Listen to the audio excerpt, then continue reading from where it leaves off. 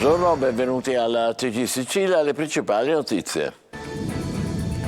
Mentre Palermo affoga nell'immondizia, la magistratura indaga su un centinaio di dipendenti assenteisti dell'azienda che si occupa di raccogliere i rifiuti. 10 anni fa a Lampedusa, la strage più grave di migranti morti nel Mediterraneo, 368 le vittime, 20 i dispersi. Oggi sull'isola la cerimonia di commemorazione.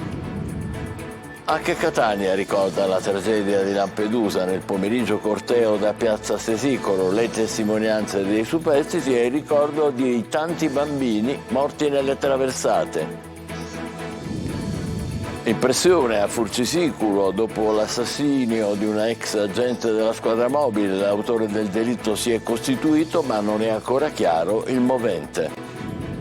Rivelazioni shock in commissione antimafia dell'avvocato Trizzino, parte civile del Borsellino. Il giudice ucciso in via D'Amelio ha detto voleva arrestare il suo capo, Gianmanco. A Palermo, genitori degli studenti sul piede di guerra per i ritardi nell'attivazione delle mense scolastiche. All'origine del disservizio è il nodo del passaggio dei lavoratori dalla precedente all'attuale azienda. Calcio, torna alla Coppa Italia, al Massimino il derby Catania-Messina. Tabiani e Modica pensano a un ampio turnover per dosare le forze in vista del campionato. Divieto di trasferta per i supporter giallorossi.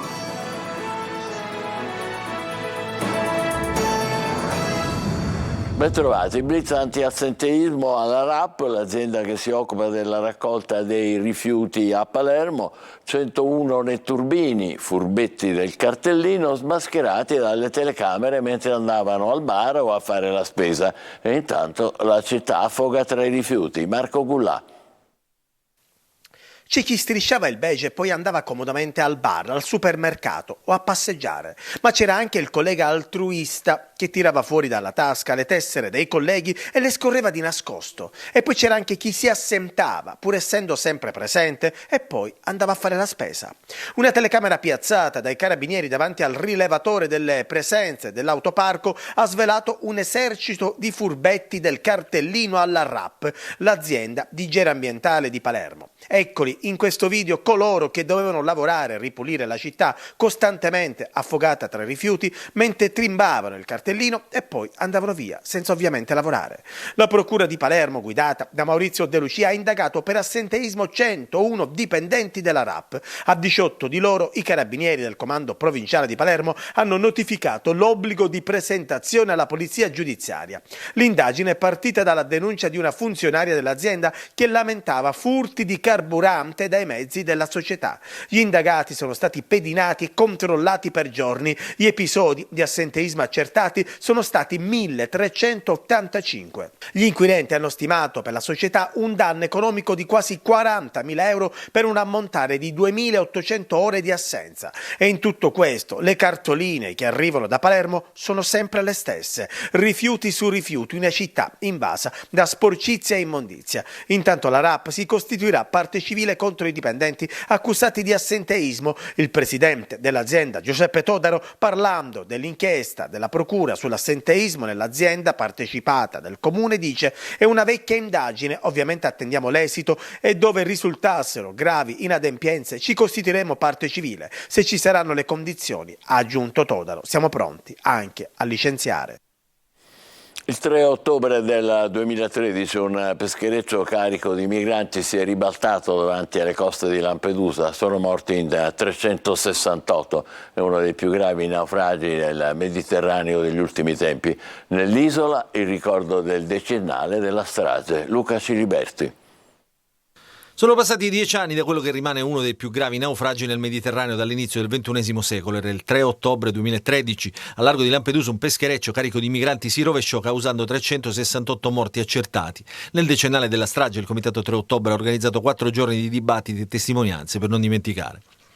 Il peschereccio era partito 2 giorni prima da Misurata carico di eritrei. Alle 5 del mattino si fermò a meno di mezzo miglio dalle coste di Cala Croce. Quando la costa dell'isola era già ben visibile dal mare, qualcuno di quelli che erano alla guida dell'imbarcazione decise di dare fuoco a delle coperte. Le fiamme causarono un incendio. Molti, per la paura, si spostarono velocemente su un lato del barcone, tanto da farlo capovolgere e affondare. Per quelli che erano nella stiva non c'è stato nulla da fare, non riuscirono neanche a muoversi. Sono passati 10 anni e altre 28.000 persone hanno sacrificato le loro esistenze lungo la rotta del Mediterraneo centrale. Nel 2013 quella del 3 ottobre non fu l'unica tragedia al largo di Lampedusa. Pochi giorni dopo, l'11 ottobre, un altro barcone naufragò in quello che venne definito il naufragio dei bambini. Morirono 268 persone, fra cui 60 bambini. Abbiamo assistito a un'inazione da parte dei governi italiani ed europei che assomiglia tanto a una forma di complicità per queste morti in mare che sono troppe, che sono inaccettabili e che raccontano il vero fallimento dell'Italia e dell'Europa di fronte al fenomeno migratorio. In seguito ai naufragi di Lampedusa il governo italiano rafforzò il pattugliamento nel canale di Sicilia, autorizzando l'operazione Mare Nostrum, che durerà però solo un anno per lasciare posto all'operazione europea Frontex. L'attività di ricerca e soccorso oggi si traduce principalmente in controllo delle frontiere esterne, senza uno strumento comune di soccorso in mare. Anche Catania ricorda le vittime dell'immigrazione, diverse iniziative, momenti di preghiera ecumenica davanti al mausoleo dei migranti al cimitero e corteo a Piazza Università. Giusy Lazzara. C'è chi viaggia per un sogno e chi invece per bisogno. Questo il pensiero, la denuncia nella giornata nazionale delle vittime dell'immigrazione a 10 anni dalla strage di Lampedusa con 368 morti e 20 dispersi. Rifugiati, profughi, migranti forzati sono persone che fuggono in cerca di protezione dopo essere state costrette ad abbandonare da un giorno all'altro tutto. Arrivano dopo aver lasciato alle spalle tutto, affetti, amici e un paese in cui non potranno mai più tornare. E anche Catania ha ricordato uomini, donne e bambini morti con una preghiera ecumenica davanti al mausoleo dei migranti. Vogliamo mettere all'attenzione dell'opinione pubblica che non possiamo tacere, non si può tacere su tutte queste morti. Ed è stato ricordato una cosa bellissima, che queste morti che vediamo qui dietro, in questo mausoleo che è stato fatto a Catania, non hanno nomi, spesso non hanno nomi, non hanno volti. E questo significa dramma su dramma, dolore su dolore per i familiari che non sanno se i loro congiunti sono morti, sono vivi, dove sono, dove stanno. Nel pomeriggio un corteo da Piazza Stesicoro a Piazza Università. Qui testimonianze dei superstiti e il ricordo dei tanti bambini morti nelle traversate. Il sindacato di polizia COISP lamenta l'assoluta mancanza di igiene e di sicurezza nel centro di prima accoglienza di via Forcile a Catania. Personale carente, scarsa illuminazione, rifiuti di ogni genere sparsi ovunque. Le maggiori criticità denunciate dal COISP. Occorre, secondo il sindacato, un intervento delle istituzioni per garantire migliori condizioni di lavoro e la necessaria dignità agli ospiti. Sgomento a Furci nel Messinese per l'assassinio di un ex agente della squadra mobile. L'autore del delitto si è costituito, ma gli investigatori non hanno ancora svelato il movente. Francesco Triolo. Una comunità sotto shock, quella di Furci Siculo, nel Messinese. Questa mattina sono ancora ben visibili i segni dell'efferato omicidio avvenuto nella serata di ieri sul lungomare, a 2 passi dalla piazza più frequentata. 3, forse 4, i colpi di fucile da caccia che sono stati esplosi da Gaetano Nucifora, il 57enne di Roccalumera accusato di aver ucciso l'ex poliziotto Giuseppe Catania, 63 anni. Tutto avvenuto in maniera plateale, davanti a tanta gente. C'erano gli anziani che lì si radunano per la solita partita a carte, c'era chi faceva jogging sul lungomare o semplicemente una passeggiata. Ma un fatto di sangue così grave, Furci, sulla persona che è conosciuto non solo a Furci ma in buona parte del comprensorio Ionio, è stata una cosa che ci ha scioccato a tutti, non c'è niente da dire. Inaspettato, conoscevamo anche l'omicida, inaspettatissimo. Pippo era una persona bravissimo con tutti, amico di tutti. I due si conoscevano da anni, una lunga amicizia, le battute di caccia insieme, ma sotto covava qualcosa non legato al lavoro dell'ex agente della squadra mobile, ma di strettamente privato tra i due, tanto che ieri sera Nucifora è uscito da casa proprio con l'intento di trovarlo. Il 57enne, dopo aver commesso l'omicidio, poi è fuggito, tornato a casa prima di presentarsi ai carabinieri di Roccalumera, che già però erano sulle sue tracce. Ai militari ha consegnato anche il fucile commesso per l'omicidio, quindi nella notte il lungo interrogatorio davanti al pubblico ministero Roberta Laspeme, 2 ore in cui avrebbe ammesso di essere l'autore dell'omicidio e al termine delle quali è stato condotto nel carcere di Gazzi. Il corpo di Catania invece è stato portato all'obitorio dell'ospedale Papardo, dove verrà eseguita l'autopsia. Le indagini sono condotte dai carabinieri della compagnia di Taormina e coordinate dal procuratore aggiunto Vito Di Giorgio della Procura della Repubblica di Messina.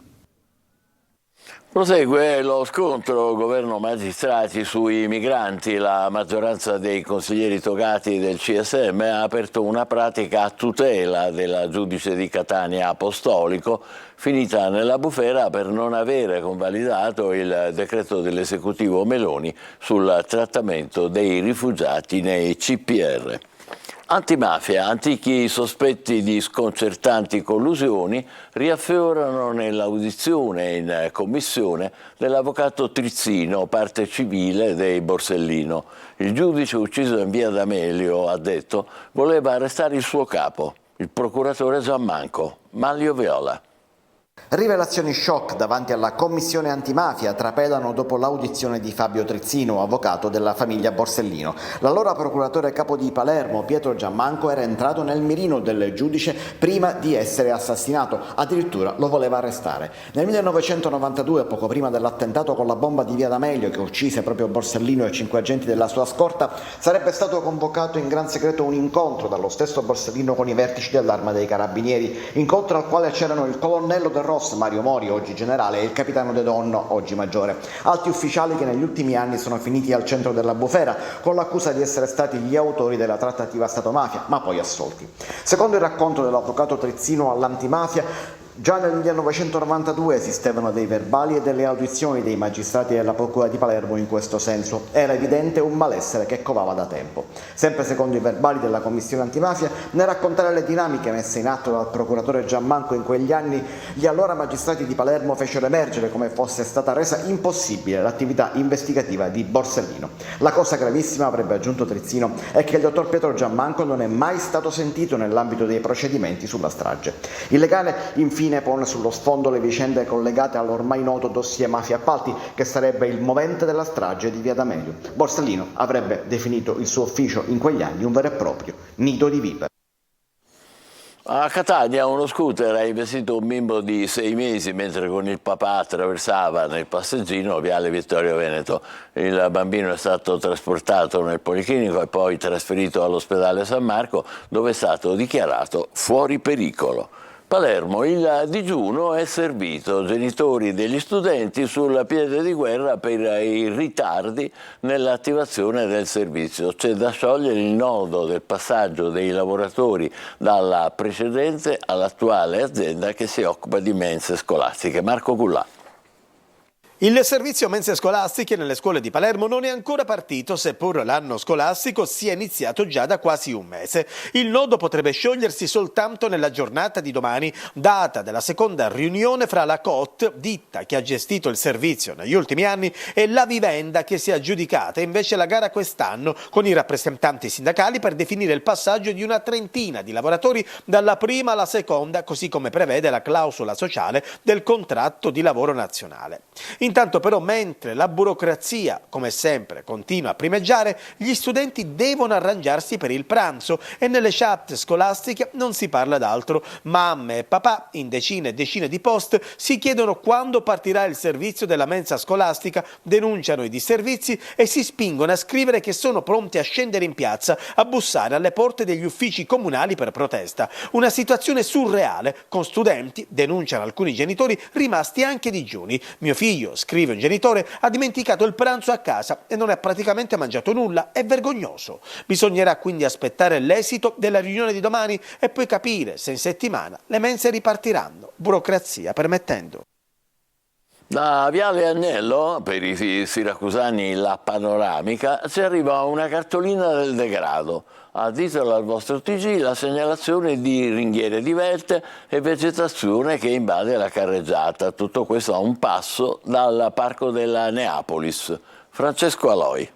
Viale Giuseppe Agnello, meglio nota ai siracusani come la panoramica. Percorrendo questa strada, a 2 passi dal Parco della Neapolis, si vede il Porto Grande, ma l'occhio cade anche sul degrado. Da un lato la storia e la cultura, dall'altro l'incuria. Da un lato il teatro greco, dall'altro questo. A ditelo al vostro TG si sono rivolti alcuni ciclisti che percorrono questa arteria.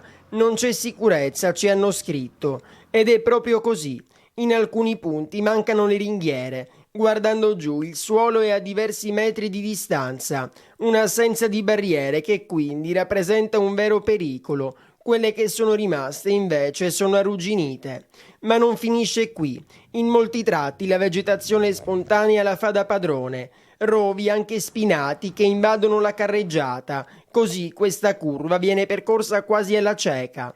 E poi al calar del sole la pericolosità aumenta, non c'è un faro, qui è tutto al buio. Sicurezza ma anche decoro sono le richieste degli automobilisti per una strada battuta da siracusani e turisti, un brutto biglietto da visita di Siracusa. 342 745 5005 è il numero della nostra linea WhatsApp. Segnalate quello che non funziona nelle vostre città. Collegamenti aerei sulla tratta Comiso-Roma, attualmente servita da 4 voli settimanali, a partire dal 7 ottobre aumenteranno la frequenza a 6 voli settimanali, lo rende noto Aero Italia. Ci fermiamo brevemente, tra poco la vigilia del derby di Coppa Italia tra Catania e Messina. State con noi.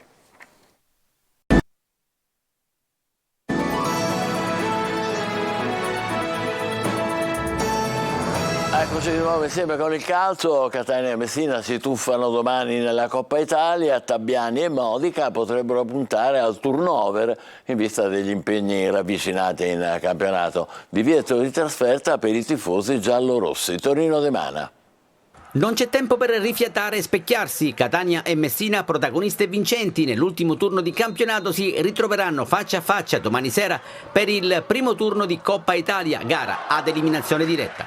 Dal Massimino, per forza di cose, dovrà uscire la squadra che andrà avanti nella competizione nazionale. Essendo un derby e considerata la rivalità tra le due tifoserie, ai supporters giallorossi però è stata vietata la trasferta, non sarà certamente una partita qualsiasi, anche se i due tecnici, Tabbiani e Modica, potrebbero ricorrere ad un ampio turnover per gestire le forze in campionato. Andrà in campo chi ha avuto poco spazio, chi dovrà mettere minuti nelle gambe, ma chi sarà chiamato in causa troverà gli stimoli giusti in un match da inquadrare nell'ottica dei 120 minuti, visto che in caso di parità al 90° sono previsti supplementari ed eventualmente calci di rigore. Formazioni in alto mare e che probabilmente verranno decise dai due tecnici soltanto nell'immediata vigilia dopo le consuete indicazioni delle rispettive sedute di rifinitura.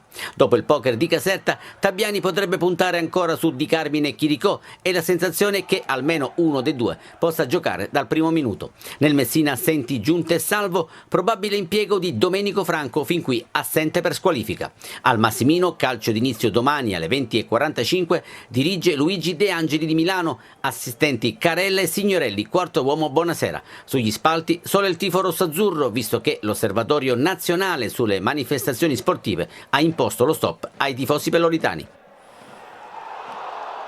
Ci fermiamo qui, la TG Sicilia torna alle 20, grazie per l'attenzione e buon pomeriggio.